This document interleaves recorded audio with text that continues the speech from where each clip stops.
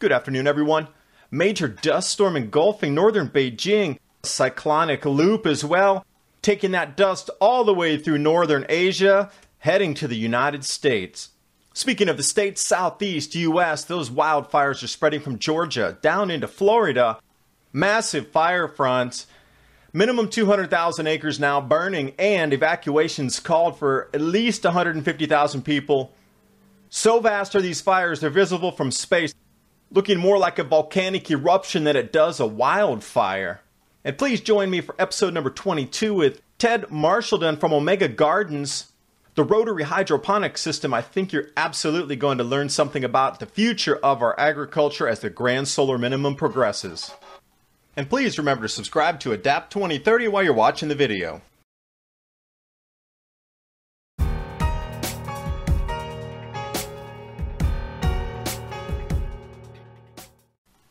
Beijing experiencing its strongest dust storm in decades, as it's been called. Visibility down to just a couple hundred meters. There's so much dust in the air, and when you look at it visible from space on the GOES 5, this is from Ryan Maue. White out here, I put that white asterisk where you start to see that spinning counterclockwise motion. Northern Asia, that dust is going to continue over to the United States. It's such an intense dust storm. That's going to make it to Alaska easily. It's that same strange counter-rotation that just appeared over the United States as well that wiped out part of the wheat crop. So how is it that we're getting now overland cyclonic spins? No dust storm left. Dust storm, wear your masks right through Japan. And it wasn't just specifically in Japan either. The entire Korean peninsula, all of Japan, and this thing is still pretty intense, blowing. Now on to the United States. Lightning strikes, igniting the Mims fire. And it's located right at that border area with Georgia and Florida at the southern end of the Okefenokee National Wildlife Refuge. It was a few thousand acres in the beginning, but it has absolutely spread in uncontrolled fashion. Now there's mandatory evacuations to the point where it's sending ash some 300 miles away from the fire itself, pouring down in southern Florida of all places. Back on May 7th, it had already encompassed 135,000 acres. It's spread since then. It's well over 200,000. They're encouraging you to stay off the road. If you're not involved in any way, shape, or form in the extinguishing of this fire, there's mandatory evacuations anyway. Please keep yourself out of danger. The winds are shifting. They do not want you up there trying to take all these photos.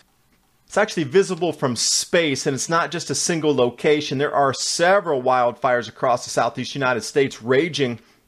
But this one really looks like a volcanic eruption of sorts. And then in central Florida as well, there's more fires.